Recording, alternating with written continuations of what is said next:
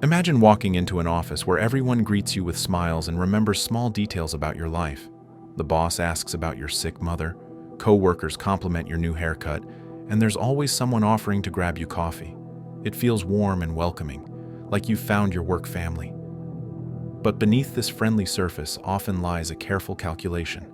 The understanding that kindness can be more effective than demands when it comes to getting what you want. This is the friendly facade in action, and it's one of the most powerful tools in the game of influence. Take a simple example from everyday life. A neighbor who always brings over homemade cookies and chats about the weather will have an easier time asking to borrow your lawnmower than someone who only talks to you when they need something. The cookies and small talk weren't just neighborly kindness, they were small investments that make the bigger ask easier later. This is the core idea behind the friendly facade, building up goodwill so you can spend it when needed. In workplaces, this plays out constantly. The manager who takes time to ask about your weekend before assigning extra work isn't just being polite, they're making the extra workload easier to swallow. Studies show employees are more willing to accept difficult tasks from bosses they feel personally connected to. One real study tracked 2 departments at a tech company. In the first, managers gave direct orders. In the second, managers spent time building personal connections before making requests. The second department had 30% higher compliance rates, even though the actual work was the same. Salespeople understand this principle perfectly. The car dealer who remembers your kids' names and offers you coffee isn't just being nice, they're making it harder for you to walk away from a bad deal.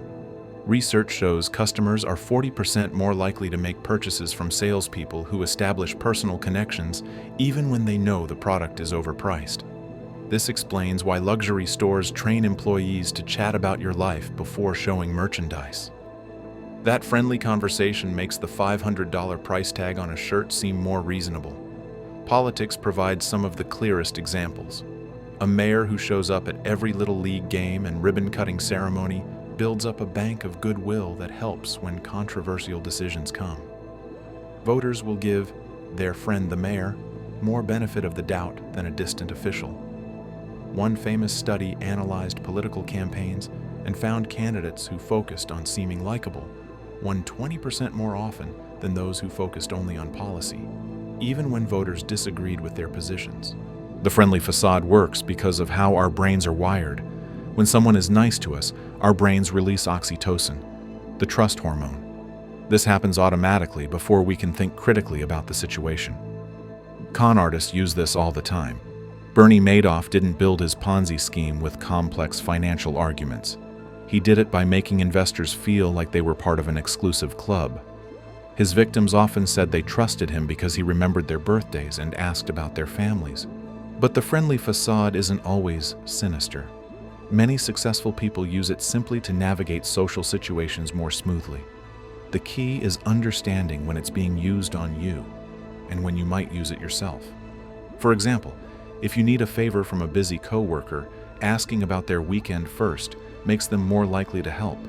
If you're negotiating a contract, taking time to find common interests with the other party can lead to better terms. These aren't manipulative tricks, they're just understanding how human psychology works. Some people take this too far, though. We've all met that coworker who's suddenly very interested in your life right before they need something. Their friendliness feels fake because it is. It's transactional. The best friendly facades have some genuine warmth behind them. The most successful networkers aren't those who collect business cards, but those who build real, if limited, connections. There's an important balance to strike. Being too calculating with your friendliness makes people distrust you, but being unaware of how social dynamics work leaves you vulnerable. The middle path is being genuinely kind while understanding how these interactions function. That way, you can navigate relationships with your eyes open, appreciating real connections while spotting when someone's kindness comes with invisible strings attached. At its heart, the friendly facade is about the old saying, "You catch more flies with honey than vinegar." It's recognizing that people respond better to smiles than demands, to personal connections than cold logic. Whether you're managing a team, selling a product, or just getting through daily life. Understanding this principle gives you an edge, not to manipulate others, but to communicate more effectively and protect yourself from those who would manipulate you. The world is full of people using friendliness as a tool. Some do it consciously, others without realizing. The smart approach isn't to distrust all kindness, but to pay attention to patterns. Does someone's friendliness come and go based on what they need? Do they remember details about you only when it's useful? These are signs of calculation. On the other hand, consistent warmth regardless of circumstances suggests genuine connection. This isn't about becoming cynical. It's about becoming observant. Real warmth and calculated friendliness often look similar on the surface. The difference lies in consistency and motivation. By understanding how the friendly facade works, you get better at telling the difference and at using positive social strategies yourself in ethical, effective ways. After all, there's nothing wrong with being friendly to create better outcomes, as long as you're not pretending to care when you don't. The most powerful people in any room are often not the loudest or most aggressive, but those who've mastered the art of making others feel valued. They understand that influence comes not from forcing your will on others, but from making others want to help you. This is the true calculus of power, recognizing that small investments in goodwill can yield big returns when you need them most. Whether you're asking for a raise, negotiating a deal, or just trying to get your kids to clean their rooms, the principle holds. People are much more willing to do things for people they like. So the next time someone goes out of their way to be friendly, ask yourself, is this genuine connection, or is there a calculation behind it? And when you need something from someone, consider, how can I approach this in a way that makes them want to help me? The answers to these questions can make all the difference in your personal and professional life. That's the power of understanding the friendly facade, not to use it dishonestly, but to navigate the world with your eyes wide open to how human relationships really work. At the end of the day, everyone uses some version of the friendly facade, whether they realize it or not.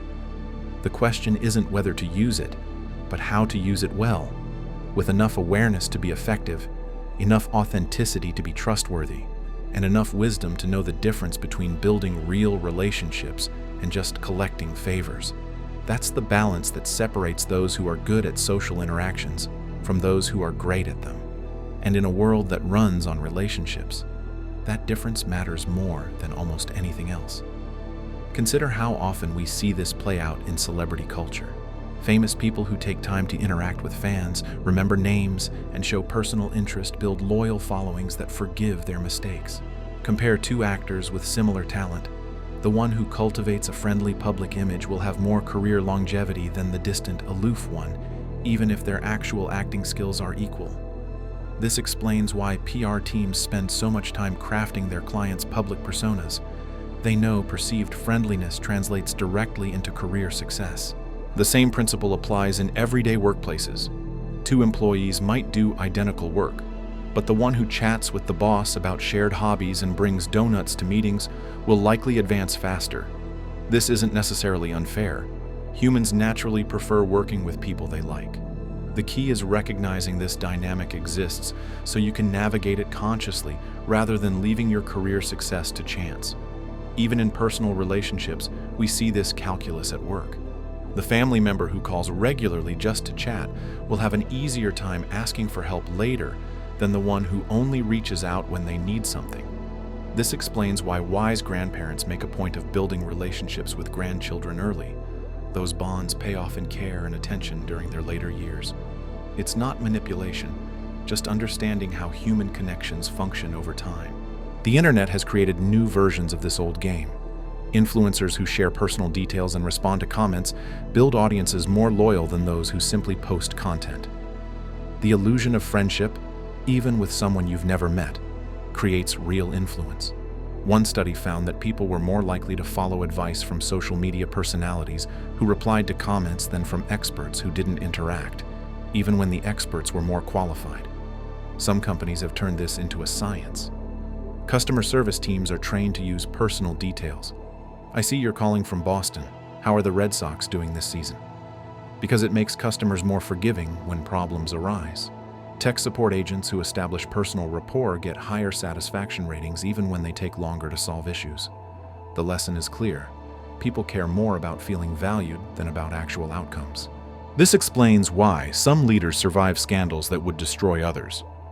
A politician with strong personal connections to voters can weather controversies that would end another's career. We see this repeatedly in elections.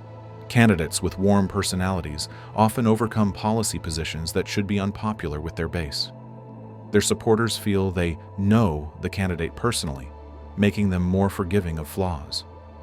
The friendly facade also explains why some teachers get better results than others. Students work harder for instructors who show personal interest in them, even when the material is equally challenging. Studies show classrooms where teachers learn students' names quickly and ask about their lives outside school have significantly better academic performance, regardless of teaching methods. The personal connection motivates students more than any pedagogical technique. In romantic relationships, we see similar patterns. Partners who maintain small daily kindnesses and attentions, remembering preferences, asking about each other's days, build up relationship capital that helps during conflicts. Couples therapists often prescribe simple, friendly behaviors, smiling when greeting, using affectionate nicknames, because these small habits make bigger problems easier to navigate. The business world is full of examples. Companies known for friendly customer service can charge more than competitors offering identical products. Airlines train flight attendants to make eye contact and use passengers' names because it makes delays and cancellations more tolerable. Hotels that empower staff to offer personal touches, remembering returning guests' preferences, build loyalty that price cuts can't match. Even in difficult situations like negotiations, friendliness changes outcomes. Police hostage negotiators are trained to establish personal rapport before making requests because it dramatically increases compliance. Business negotiators who take time to find common ground before discussing terms get better deals. The principle holds across contexts. People say yes more often to those they feel connected to. The friendly facade has limits, of course. Overuse makes it seem fake. People eventually notice when friendliness only appears when something is wanted. The most effective approach blends genuine warmth with strategic awareness, being truly kind to others while understanding how these interactions function in the larger game of social influence. This is why some people seem naturally charismatic. They've internalized these principles without overthinking them. They're not calculating every smile, but they understand at some level that small kindnesses build the relationships that make life run smoothly. We can all learn from this approach, not to manipulate, but to recognize that being thoughtfully friendly isn't just good manners, it's good strategy in a world that runs on human connections. So what's the practical takeaway? First, pay attention to how others use friendliness to influence you. Second, consider how you might use the same principles ethically in your own life. Not to trick people, but to communicate in ways that create better outcomes for everyone. After all, the friendly facade at its best isn't about manipulation. It's about understanding that how you make people feel determines what they're willing to do for you. And that's a lesson worth remembering in every area of life, from the office to the home and everywhere in between. The truth is, we're all using versions of the friendly facade every day, whether we realize it or not. The difference lies in whether we do it consciously and ethically or unconsciously and haphazardly. By bringing awareness to these social dynamics, we get better at navigating relationships of all kinds, recognizing genuine warmth when we see it, applying thoughtful friendliness in our interactions, and understanding the subtle but powerful ways that human connections shape our lives and opportunities. That's the real power behind the friendly facade, and why understanding it matters for anyone who wants to succeed in our social world. Seek wisdom.